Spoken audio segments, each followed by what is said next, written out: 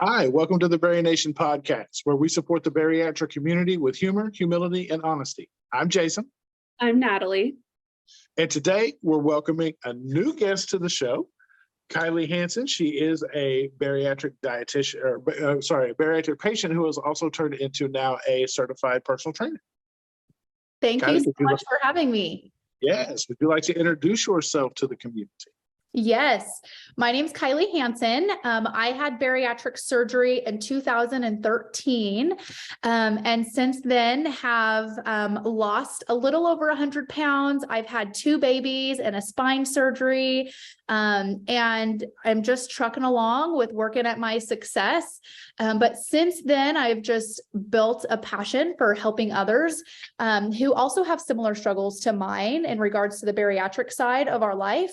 And just turn to exercise and utilize exercise as one of our biggest tools to reach that success and maintain our weight loss. So I did become a personal trainer and love working with other bariatric patients virtually to help them on their physical journey.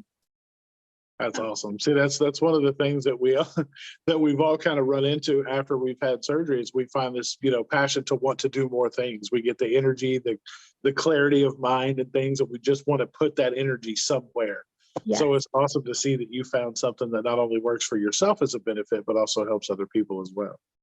Yes, absolutely. And before surgery, we struggle with our habits. And so we have to kind of learn how to live a life with new habits and, implement new things that we've never learned before. And for me, fitness was one of the biggest things that I leaned on and saw how helpful it was for me in my journey. And so helping others create those habits of just movement in general is so fun to do and fun to watch the transformations that happen from prioritizing movement. Yeah. And Jason actually says this all the time. In order to live a different life, you have to live a different life. And that's exactly what you did. And you created this new life for yourself. And you're a veteran. I mean, 10 years this year, right? Yes. Yes. Yeah. I feel kind of like one of the oldies in the community because it's hard to find people who, are 10 plus years post-op. And obviously the farther out you go, the new problems you experience, the new, so many things that come along with each year that goes by. My mom actually had bariatric surgery over 15 years ago. And so I'm very blessed to have her kind of as my guidance because, having that person that's even farther out than I am to help kind of guide me and give me advice on what, has worked for her and all of those things. Yeah, it always does help. Like we talk about that all the time. We have an expert in the BariNation community. Her name is Laura Graybo. She is an amazing therapist. And she says, community is treatment is one of her taglines. And we couldn't agree more. Like when I had surgery in my office, there were 9 other people that had surgery. So I was like, oh, I got a cool support group right here. Like I got people to go to for answers. But I also had bariatric surgery March 11th of 2020. So I was legit the last surgery before they shut the whole thing down because of COVID. And so 2 weeks post-op, I've been back in the office for like 5 days and they were like, okay, everybody go home and never come back. And so I was like, well, there goes that support. Like, what am I going to do now? And so I was just happened to be fumbling around on Instagram, which I was hardly ever even on at the time, and ran across April, who was, having a virtual bariatric meetup. And I was like, well, I could probably get answers here, and kind of went from there because I just, I didn't know what I was doing. I got sent home with a piece of paper in my binder that was like, eat 1,200 calories and get some water in and have a good time. I was just like, well, I don't know what the hell that means, but cool. I guess we can figure it out. But it's so cool to have, like, for you to have somebody that you can lean on and talk to, because I know for a lot of people in the community, like we've talked to them, like we get messages all the time. People just don't have that. They just don't have anybody to lean on. It is. And it's so true. And crazy, the different kind of experiences people have, right? With their doctors and their teams and, all of the things after the surgery. Some people have a ton of support and some people have none at all.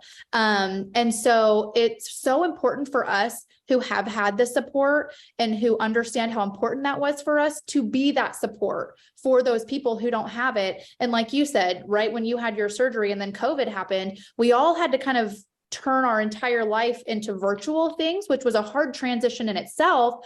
But virtual or in person, there is a way to have that community and that outreach. And it's such an important part so that you don't feel alone in this major transition of the life-changing surgery that we all had. Right. Yeah, exactly. Yeah. So we're going to shift gears a little bit and start talking about movement and why it's important. So you guys ready to dive in? Yes. Yes. All right. So one of the biggest questions we get when it comes to our three pillars that we provide, which are movement, mindset, and metabolic wellness, is the movement aspect. Because a lot of people, post-op, like it's hard to find movement for people post-op, because pre-op, like we weren't movement people. Like there wasn't a lot of, like, for the majority, there were some people that were still active as bigger people, but I know myself, I drove by the gym and that was about it. That you weren't getting me there. I knew some people named Jim, but I wasn't going to work out. So how important is resistance movement post-op? It is very important. There are so many benefits to resistance training. And I think one of the major things is people get overwhelmed, people overthink, and they start to get into this place of, well, which one's the best? Which one should I be doing? All this influx of information on the internet of what's the best, what doesn't work, what does work. And I always like to remind people that the one that is best is the one that you're able to build consistency with.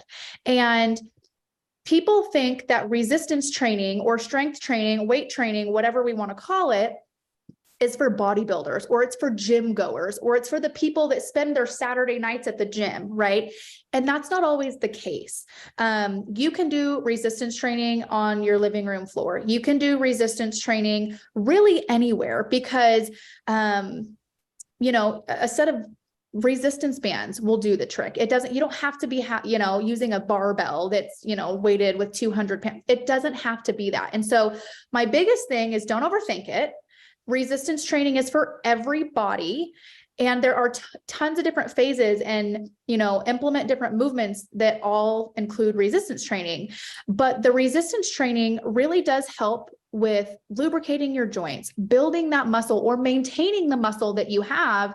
And as we get older, we lose that, right? That's just part of aging. You just lose some of that muscle mass. And so we really need to be trying to maintain as much as possible. So you don't have to want to be a bodybuilder. You don't want to have to get ripped in the gym, but just implementing that resistance training is going to be so helpful in getting stronger and avoiding injury later on, and just kind of working against what we know is going to naturally happen as we get older. Yeah. Can we define what resistance movement is for someone at home that's not sure? Yes. So resistance training realistically is you just working against gravity and against something that is pushing you in the opposite direction, right? So for example, you are squatting, body weight only, right? You are lowering yourself to, closer to the floor, and you're standing back up. That is a resistance training movement, whether you have weights or you're using a band or you're not using anything at all, because your body, is lowering yourself to the floor, and you have to work against that resistance to push yourself back up. And that is you utilizing your muscles to finish out a movement, right? So you taking the stairs when you go to work every day, that is resistance movement, right? Because you're utilizing the muscles in your leg to walk up the stairs. You bending over to pick up your grocery bags off the floor and carry them into the house. That's resistance movement, right? Because you are lifting something off the floor. So resistance training is you basically doing any movement that requires you to work against gravity.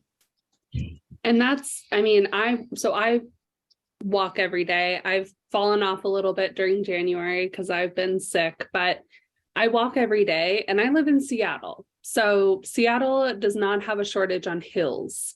Okay. I've gotten a lot of questions about, like, oh, well, is that really resistance movement, or is that, just you're walking around? And I'm like, girl, there's like half-mile long hills that I'm walking up, or, things like that. So it makes sense that, anything you're if you feel like you're fighting against something is kind of like what you're talking about. Yes, because at that point, your body is utilizing your muscles to help you work against those things. Like instead of walking downhill, right? Which, I mean, realistically speaking, when you are walking down a hill, you do have to use some of your muscles. I don't know if you've ever like walked down a mountain before, but you are having to use your muscles to kind of keep you stable, and you almost have to lean back a little bit to kind of keep yourself upright. But both have such incredible benefits. And I actually was doing some research because you brought up the walking component. And a couple of weeks ago, I found out that even simply walking for 30 minutes a day at a brisk pace can cut the genes in half. We have weight promoting genes in our body, right? People who struggle with obesity, we have genes in our body that promote weight gain, and we all have to work against that. And simply walking at a brisk pace for 30 minutes a day cut the genes in half in a study that was done. And so people underestimate walking, and it could be one of the best things that you do. So whether, when I work with my clients, if you want to walk every day instead of, resistance training, just until you build up that movement habit, I'm all for it, because they both have such incredible benefits. Yeah, I mean, sorry, Jason. I was just going to say, my grandma lived to be 89 and she walked every single day. And so I'm like, well, I want that. So I'm just going to walk every day. Yes. Yeah. But I mean, and that's one of the reasons why they implement that, post-op, is because it is important, and it's something that everyone can do. Like it's slow going at first, but you build it up, you build up the tolerance, you build up the stamina to be able to go farther and farther. And it really does. I mean, it helps a ton. And I think people really undervalue the amount, of good that walking can do, in favor of just wanting to get into the gym or just wanting to do these things, flip over the new thing that I never could do before because now I can. And I understand that. Like, that's awesome that, people want to get into that mindset, but building the good foundation for that, being able to switch gears is probably super important too, wouldn't you say? Absolutely. And I love that you said the word foundation, because foundational habits are so important, especially right out of bariatric surgery, is focusing on those habits that you can continue to do for the rest of your life. Because like you said, going to the gym is great, right? Like if you can go to the gym for however long, 2 hours a day, if you want to eat your chicken, broccoli, and rice every day, like, to each their own, right? Be as extreme as you can be. But in every season of our life, we're not going to be able to be extreme. And it's when you expect that same process to work in every season of life that you get into that all or nothing mentality. When you do nothing, when your season of life gets hard and chaotic and all of the things, because when you do something as simple as a 30-minute walk, people struggle with, I need to be doing more. This isn't enough. This isn't going to give me the results that I want. Why am I doing this if this is all I can do? And it's because they're not looking at the bigger picture. Walking is a great foundational habit to focus on. If that's all you can do it. Stop causing so much mind drama over it. Well, yeah, that's like you said. I mean, people think if you can't dedicate 2 hours to the gym, then you're not doing enough. But then they'll also switch into that, like you said, all or nothing mindset and say, well, if I can't go for 2 hours, I'm not going to go at all. It's better to do the whole thing than it is to do half a workout. Yes. But that couldn't be further from the truth, because just being able to go and do anything is better than not doing anything at all, and just skipping the whole day. Yes. And people forget to look back and see where we were before weight loss surgery.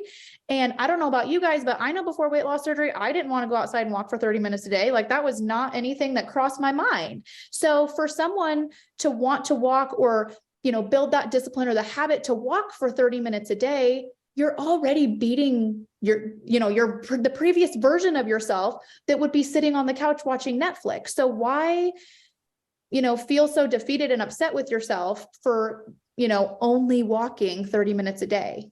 Well, and it's like we tell people, who are freshly post-op, it's like you're a toddler in the bariatric world. Like, would you get upset with a 2-year-old that couldn't fix a TV or couldn't fix a refrigerator or no, you don't, because the kid doesn't know. You don't know what you don't know. Right. So until you learn and go through the process, we say, some of the time, like, you got to get it wrong to get it right. Like, the only way you're going to learn that that it wasn't quite right is to have a few bumps and bruises along the way. Yes. And you're not just going to come out post-op and be like, 7 days in the gym, 2 hours a day. That's going to be me now. I'm like The Rock. I'm going to have a traveling gym with me. So everywhere I go, we're setting up the Iron Paradise and we're going to clang and bang. Like that just that's not feasible for most people. But it's cool that you also brought up the fact that resistance movement doesn't have to be weights. It can be anything.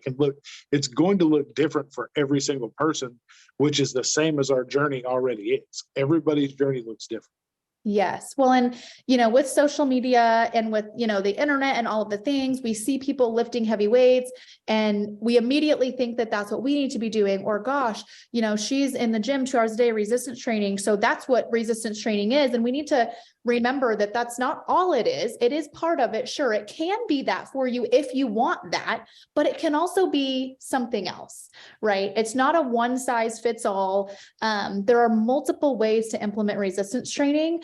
And, especially early on in your post-op journey, I don't recommend heavy resistance training at all because you're not eating enough. You're not fueling your body enough to carry out those intense resistance training exercises. If anything, maybe use a light resistance band, but I don't even know that I would take it that far, right? You want to do some movement, let's just start with body weight because you're not eating enough.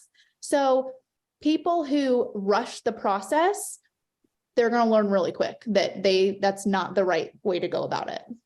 Well, I even know for me, walking was tough.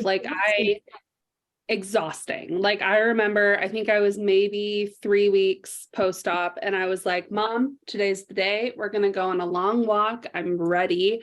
Like got up early, got the gym gear on, did not even make it 0.1 miles. And I was like, I'm tired. I need to go back. How am I this tired?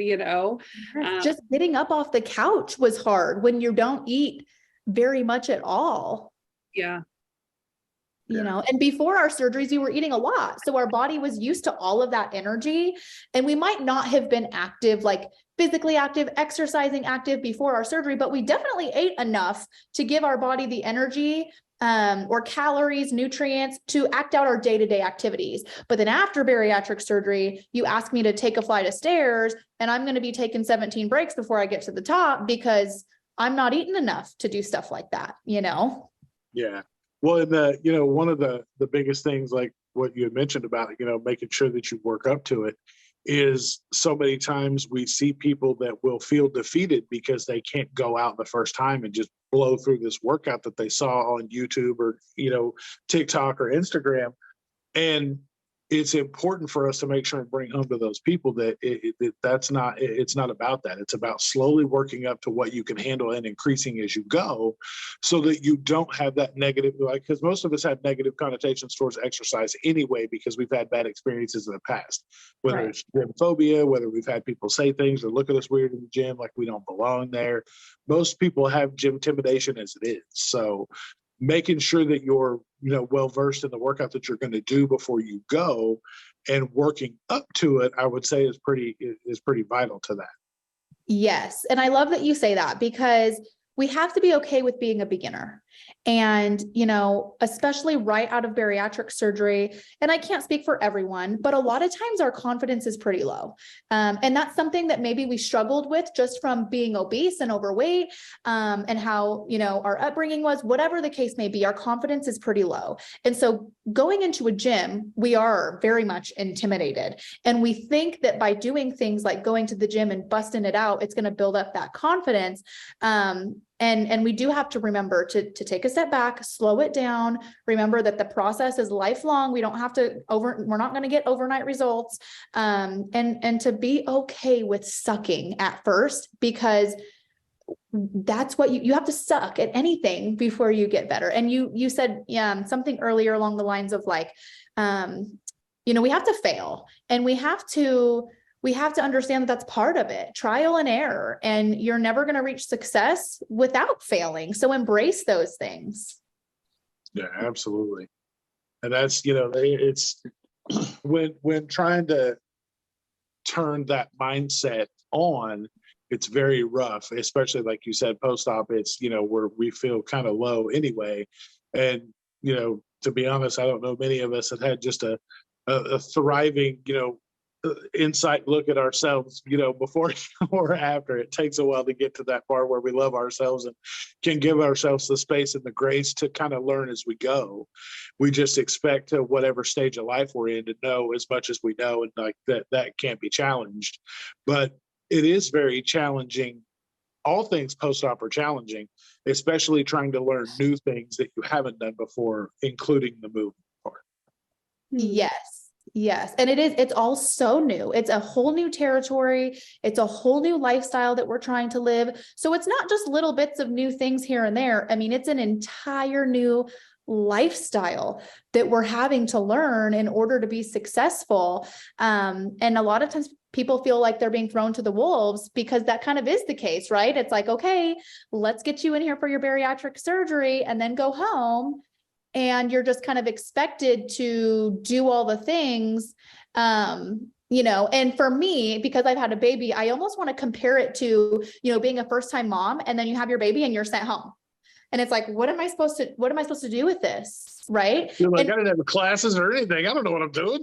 Right. And so it's kind of the same with bariatric surgery, where you have the surgery and then you're on your way home and you're terrified because you're like, what am I supposed to do now? What do I do next? Because your brain remains the same, right? Yeah. Oh, I was cool until they released me on regular foods, because I had the plan. I was like, liquids, cool. Pureed, cool. Soft foods, dope. And then they were like, okay, now you can just eat whatever. And I was like, right. Don't tell me that. I was like, because the whatever me goes crazy, because I'm like, oh, I can do all the things now. And then my body's like, no, you can't. Right. Because our minds are like, they want to go back to what they know and what's comfortable and all of the things. And we're not supposed to do that. We have very strict guidelines we're supposed to follow for a certain period of time. And I always like to say that that's the period of time where you can either make or break your journey, because that is so crucial. And it's not going to be like that forever, but for the time being, it's there for a reason. Yeah. Yeah. And even, going back to kind of like the manual thing, I hear this all the time. I lead a pre-op and beginner post-op like group every week, and every week, every month at least, we have someone who just gets the surgery and everything, and they're like, oh my gosh, you guys, I didn't even really fully digest what you were telling me until I had the surgery. And that's how it feels. The same with like, oh, I kind of know what being a mom is about, but you don't know until you're like, you have that baby in your hands. Same with bariatric surgery. Yeah, I've been to the classes. I've gone to therapy. Maybe you've gone to support groups and asked all your questions, but you have no idea what it's like until you're in it. And that's when it feels really scary. And then like what Jason said, like once you start incorporating more things, I feel like the temperature, like our temperature can rise. Like we get a lot more anxious because we're allowed to do more things.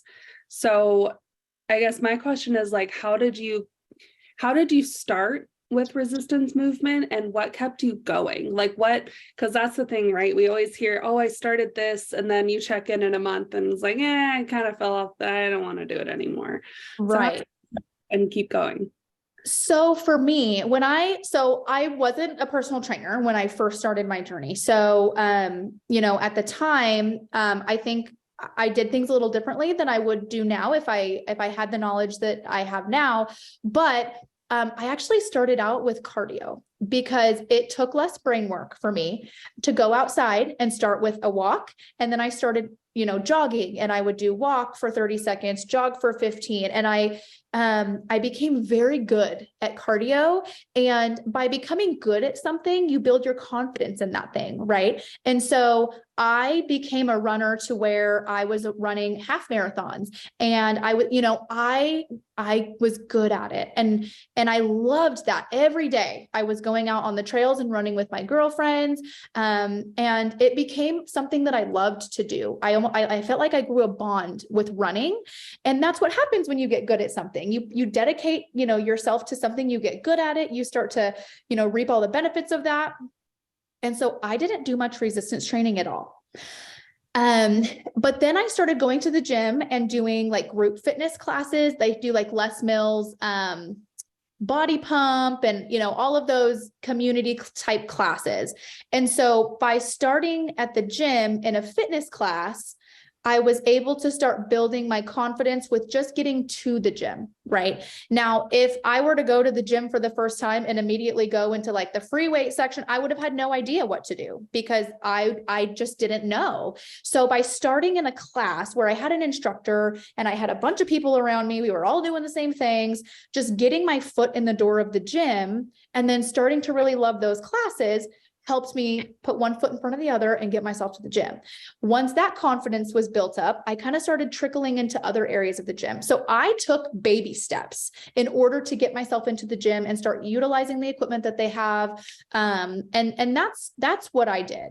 And it really worked for me. I will also say though, that when I had my bariatric surgery, I was not on social media very much at all. And I didn't have the influx of support that I feel like the bariatric community has now, right? Because I feel like there's so many people sharing their bariatric journeys now, which is great.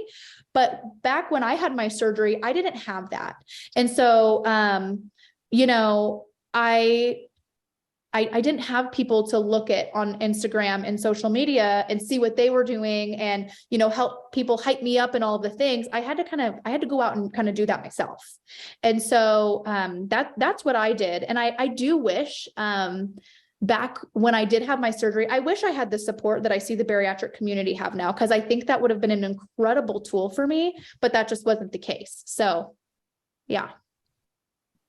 Yeah, it sounds like as you were describing the way that you introduced that movement to yourself is so similar to how like the bariatric journey is in general. Like, yes, you have to kind of dip your toe into the next phase and see how it goes and see what you like. So really, I mean, it's not that different. Like the concept is still the same. We just have to apply that concept to movement, which is a difficult thing for us to do. Right. Well, and I love that you said that you love to walk, because when I, help people with building habits in regards to exercise, that's my first tip, is to start with walking and start with the initial habit building of just movement in general. And people focus too much on the how it's done, what kind of movement is done, what kind of weights I'm lifting, the reps that I'm doing. But if you haven't first established the habit of just simple movement, then you're really going to struggle with starting, and you're almost like jumping the gun in a sense and overwhelming yourself way before you need to. There is a time and a place when you do need to focus on those things. But when you're a newbie, those things shouldn't matter. Don't overwhelm yourself. No, and we talk about that a lot. Like when you talk about the building the healthy habit thing, it's going to transition to not only the movement side, but all things in your bariatric journey. Mm-hmm. So building that habit, your body's going to starve for movement if you begin the movement and keep going with that. As you try to taper off, your body's going to be like, nope, we got to do it. You're going to feel the itch and you're going to want to do that.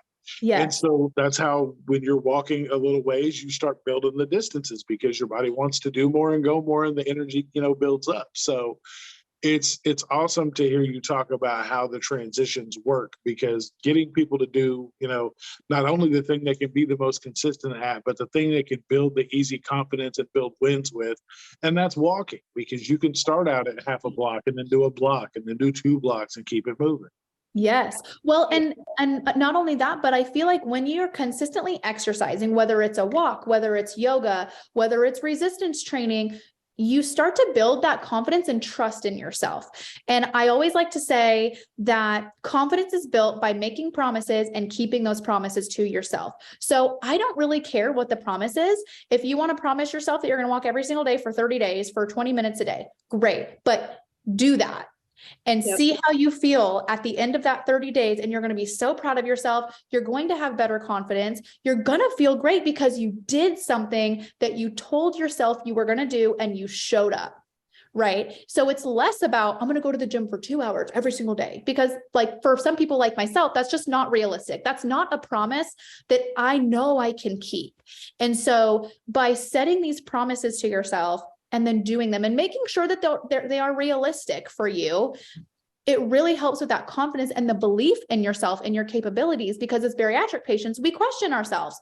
Like, can I do this? I don't know. Am I going to be successful? Am I setting myself up for failure? And we do. And by constantly thinking those things, we're kind of adding to our limiting thoughts. And so we have to learn what to do and how to do it to work against those things.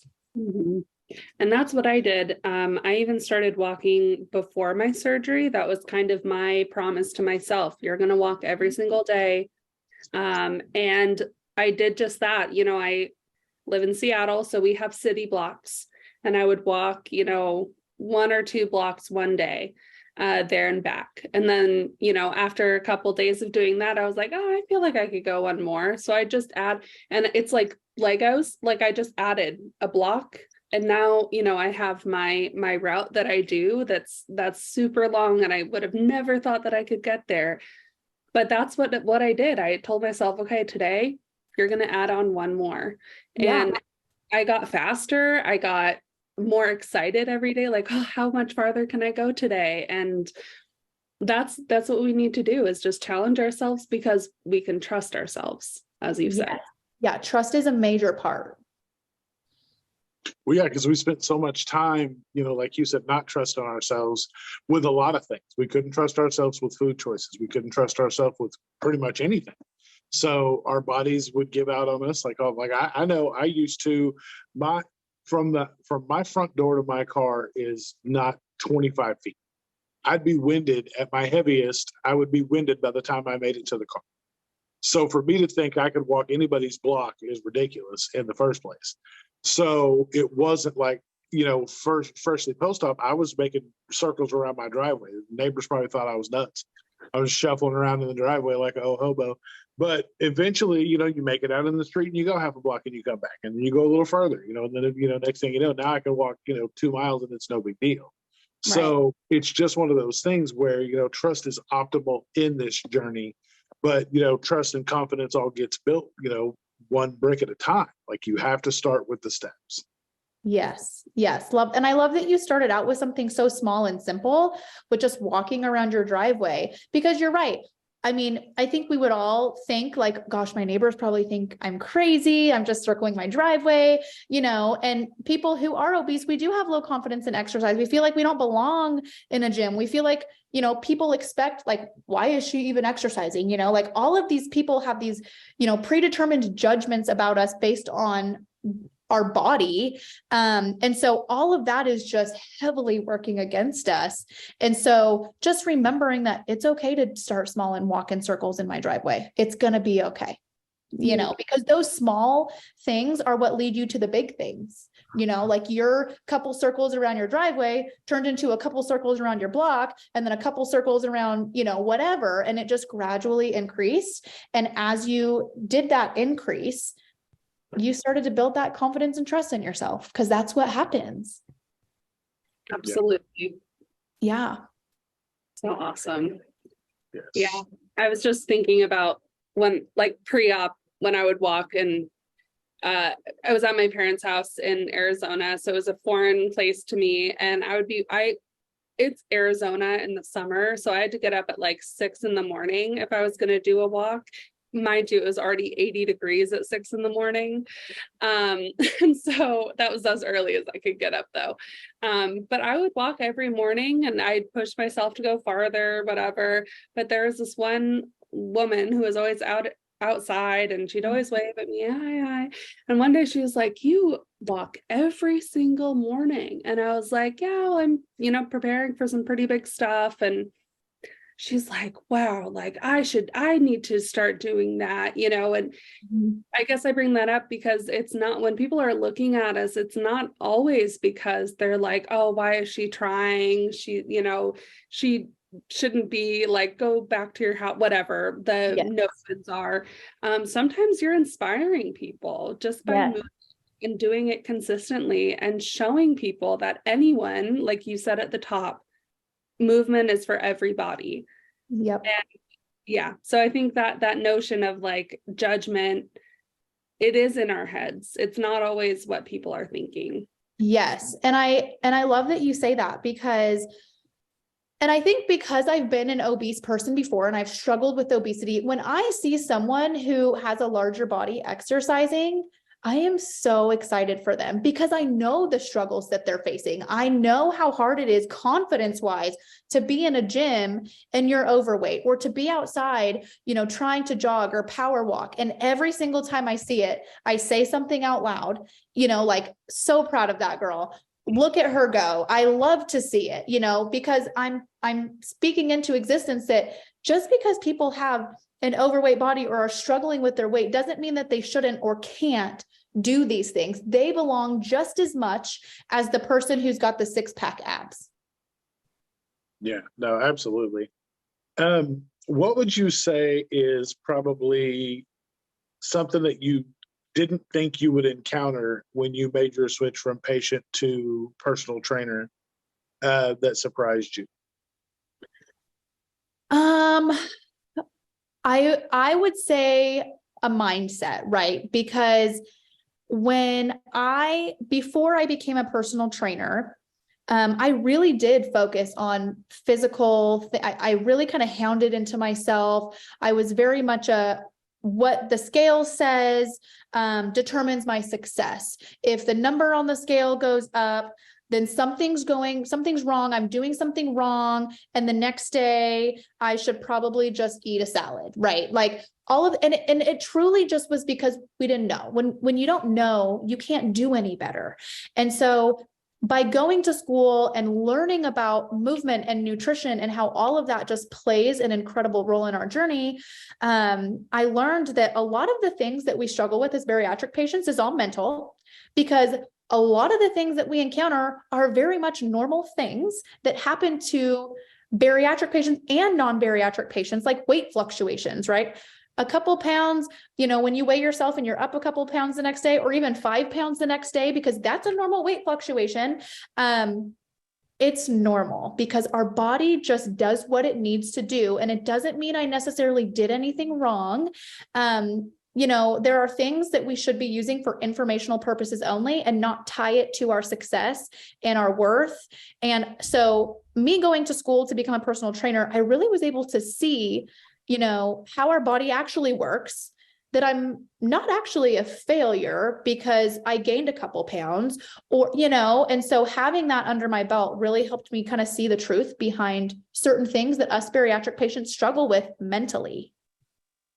Absolutely. That was a realization that I came to last year. I have done a lot of mental work, and I learned / realized that I'm not going to speak for the entire obese population or bariatric population, but I tend to other myself. So I think, oh, this is just a me thing because I'm obese or because I'm a bariatric patient. This is just happening to me. And I came to that realization while I was in a session and was talking to my mom about it. And she was like, and she is not obese. She is in normal range and healthy and all of that. And she goes, yeah, I mean, my weight fluctuates. And I was like, just the mind blown, because I thought it was just me. But it's really so normal. It is so normal. Well, and I think because we call it weight loss surgery, right? Because that's what it is. It's weight loss surgery. So all of us, including non-bariatric patients, we make it all about the weight loss. And so when weight loss isn't happening, we panic, because if it's not happening, then it didn't work for me. What's going on? Something's wrong. And so I struggle with even calling it weight loss surgery sometimes, because it just puts the wrong image in our heads that it's all about the weight loss. And it's so much more than that. And even for myself, one thing, kind of going back to the question that you asked, Jason, is that I was under the impression that skinniness is what would give me happiness. And so after I had surgery, I was chasing being skinny because it was something I had never had before. I was never that girl that was thin, ever. And so I just thought, well, that must be the thing that will make me happy.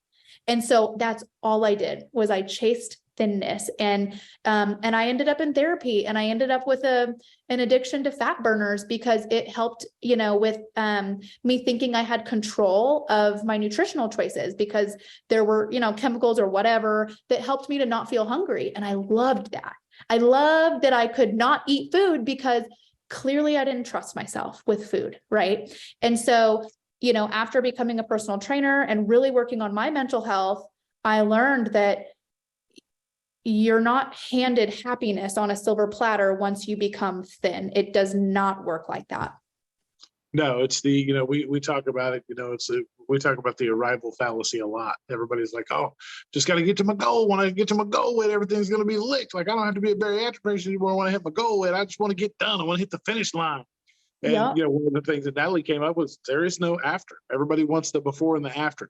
There's no after. After is when you're gone. Like, when you no longer cease to exist is when you're no longer a bariatric patient. It's part of recovery in no matter what area of life you're doing recovery in. You are always a bariatric patient, which means you always have to take those steps to stay, whether or not you're in the commitment phase, which is, in between the honeymoon phase and maintenance. You have to commit to your bariatric life. You have to take the steps to stay in whatever area you want to stay in. And those things come with work. Like, you can't just, you don't hit your goal weight and just one day just brush your hands off and be like, all right, now I can just do whatever the hell I want. I don't have to move. I don't have to go to the gym. Like, it's just, woo, I made it, baby. Like, it doesn't work like that. Right. Yes. And it's, it's the same with fitness too, because I do have people that come to me and they want to work on their fitness. And I think that that's great, but they also have that same mentality of, when I reach this goal by working on my fitness, then, XYZ. And so I always include that mindset component with their movement, because people really think that by achieving a lower BMI or achieving, more muscle mass or whatever it is that they come to me to help them with is going to give them something. And so I like to ask them, what do you think what is the end goal here? And what truly is it? Get real here. Don't, if it's happiness, if it's acceptance, if, tell me what it is, so that we can work on that mindset part, because together, mindset and movement create the best results. They really do. Because if you're working on your fitness and you're not working on that mindset part, you're going to land yourself in some serious mental trouble, because you're not going to get what you think you're going to get. That's just not how the journey works. Well, yeah, it's like thinking that, all you have to do is just work really hard to get the 6-pack abs and you can be done. But you don't just get them and they don't just stay there. Like, Right. I wish.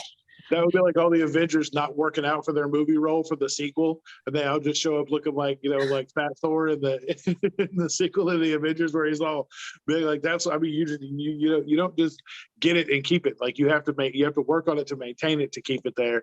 And the mental aspect of it is probably one of the toughest ones, not only to make people understand who haven't been there, but to let them know, for the connectivity of how important it is.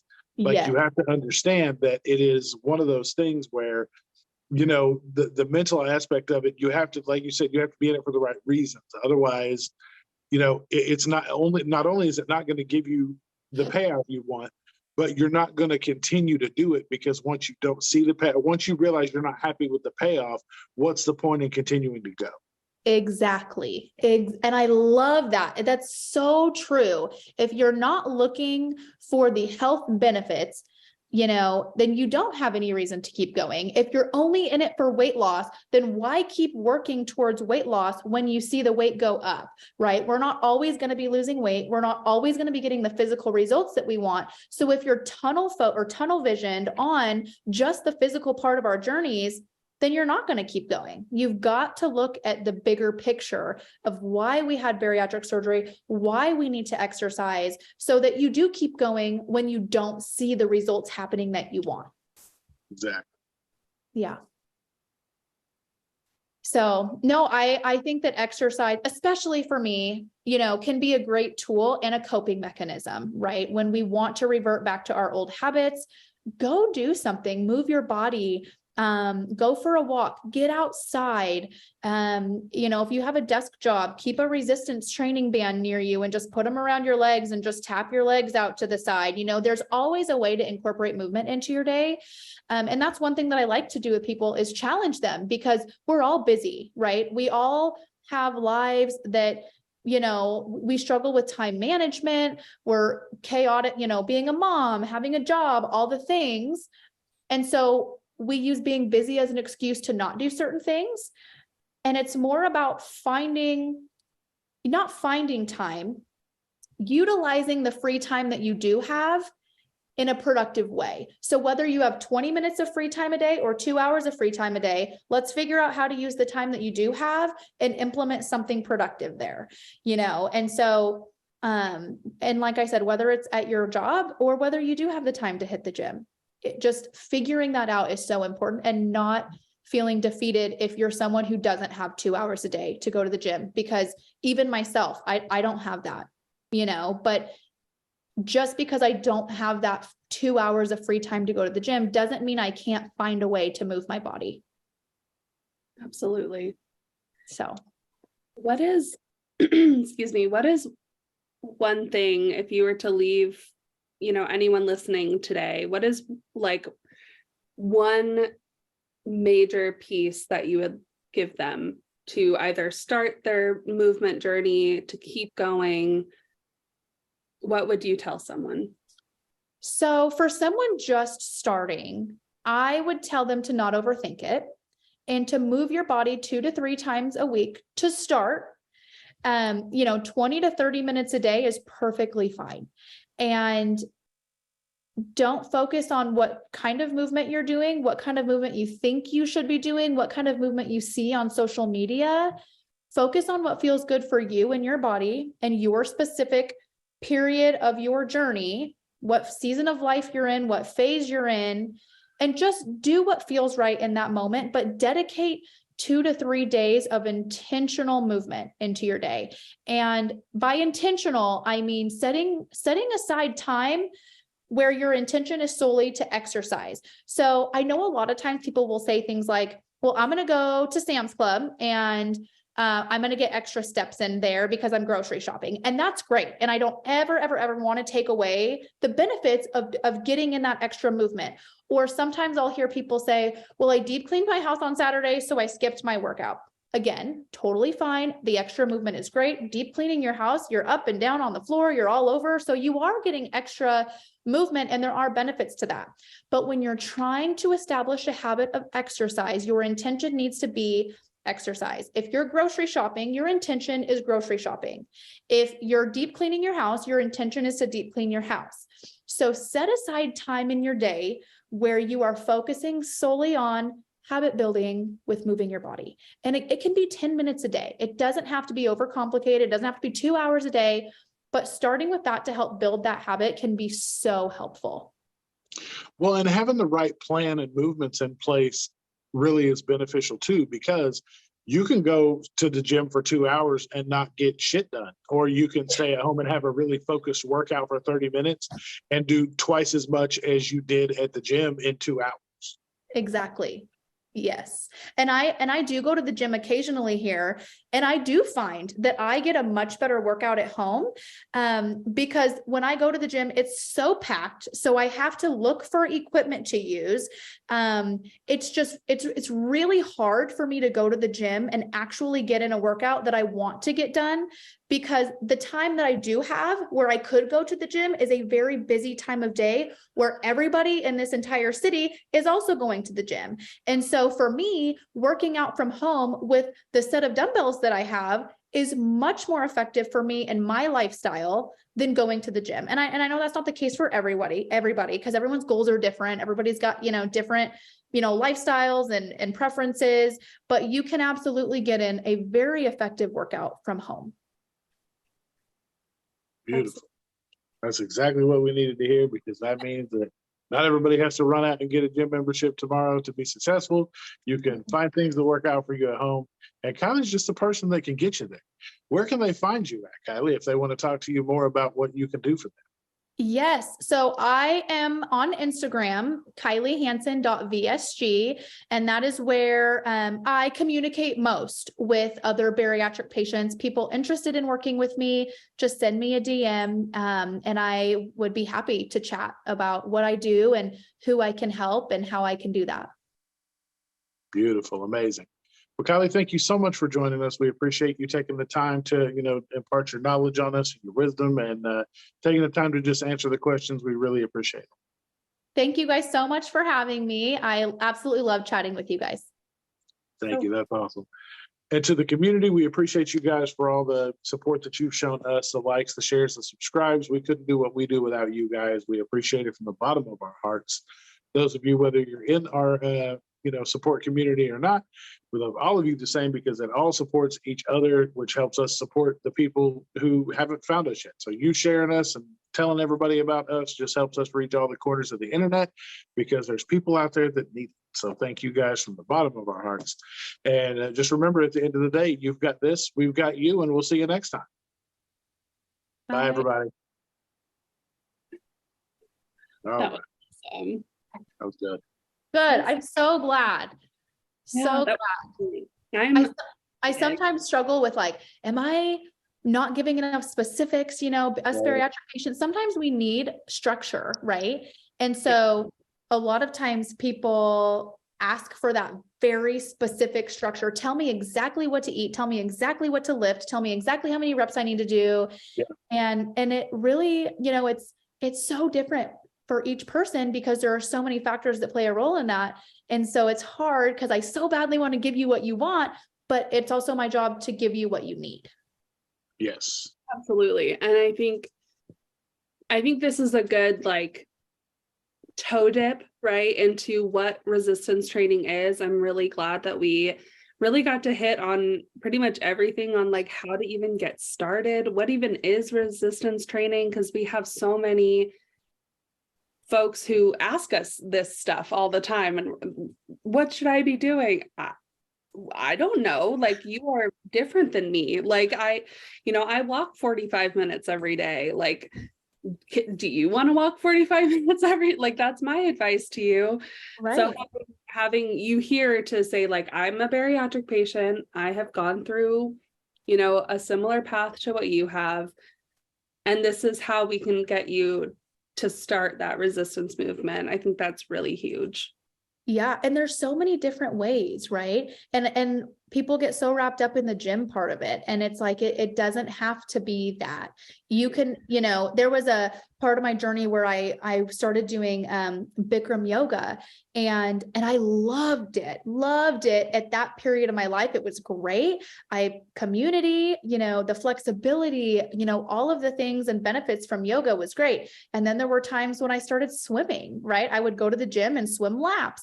And then there were times when I did lift really heavy and got into that phase. And there's not one type of exercise that's better than the other.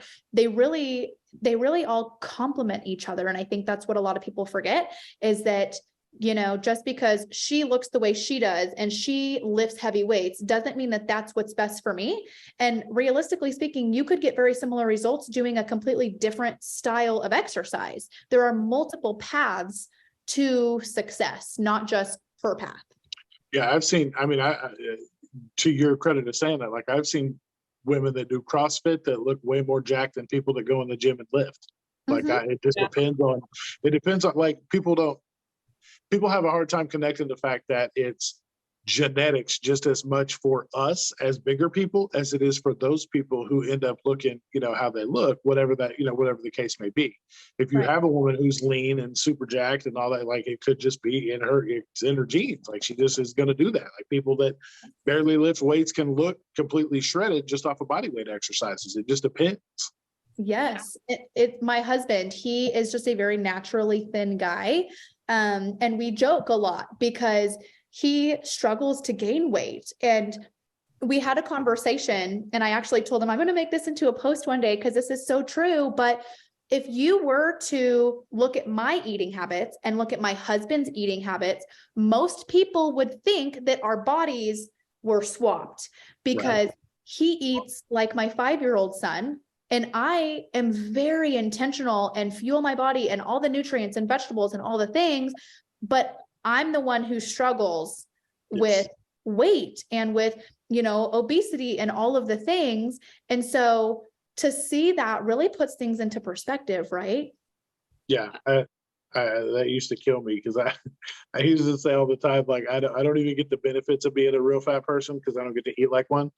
Because I legit, like, I could eat more than most people, but I couldn't eat I couldn't just belly up to a buffet and just eat for hours and not, be full. So I used to, like, there'd be certain things I wanted to eat a lot of, but I'd just be like, I don't even get the benefit of being big. Like, I can't even eat like I want to. Yeah. And we talk a lot about the community about how, like, were you what kind of an eater were you? Like, I was the volume eater where I would be eating rice and broccoli and chicken, but I'd be eating it in such a quantity that was too much for me, right? Versus like, okay, maybe we're eating, McDonald's all the time, or like chips and all of that stuff. But it's like, I did some of that, but I was really just the volume eater. Okay. Oh, and that makes sense. And see, I was the eater. Gosh, I was at McDonald's so many times a week. And I remember my order very specifically. I would order a number one, which is a Big Mac, large. And I would get their old ranch wraps, their chicken ranch wraps. And I could eat I could eat all of it, the fry, the Big Mac, and the ranch wrap. I remember going at like midnight. We would go midnight trips to Jack in the Box, and that's just what I did, So that was my kind of eating. We talk about it all the time. It's like, that's the thing that never lets you down. The drive-thru's always open. The lights are always on. The food's always warm. The people are always willing to take your money. Yep. Yeah. I would go like towards the end when I remember like kind of we talked about it on one of the earlier episodes about, just kind of sneak eating. Like you would sit in the car and eat and then throw all the evidence out so nobody knew what you were doing. Mm-hmm. And I was doing 4 triple cheeseburgers at one time with a large fry and a large Dr. Pepper. And then it turned into that plus 4-piece of nuggets that turned into a 6-piece of nuggets. So I would do the 4 triples, a 6-piece nugget, and a large fry, and then kill the Dr. Pepper like that one, the cherry on top, and then throw it. Like I would eat in my car at lunch at work so that nobody saw what I was eating. And then there was a dumpster on the way in the door, and I would just toss everything in there. But my wife looked up one day. I had hit McDonald's 3 times in one day, and all the receipts were in my car. She looked it up, and I had consumed 13,000 calories that day. Mm-hmm. And when you get to looking at it in just the grand scheme of things, it's like, that is just like, and now I don't do that in a week. I can't get there. Like that's almost 2 weeks of eating now. And it just like, it's just so eye-opening to think of what we used to put our bodies through and how they're still here. Yeah, it is so crazy to think about, how we gradually worked ourselves up to that point, right? And especially now to look back and think, gosh, like, and you don't even realize it's happening, when your eating habits, and for me specifically, I didn't pay attention to my health. I didn't, when I took showers, I didn't look at myself in the mirror. I didn't hate who I was, or I didn't hate that I was overweight, because I literally just ignored it. Mm-hmm. I just ignored it.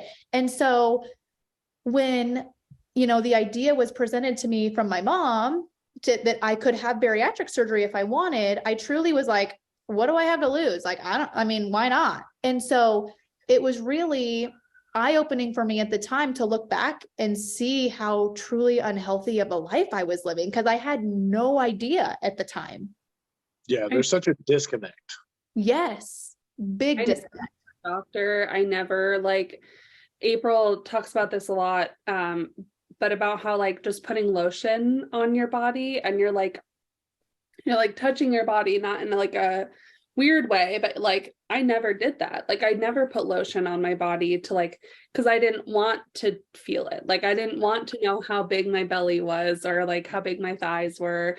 I avoided it. I didn't go to the doctor. I didn't do all of that.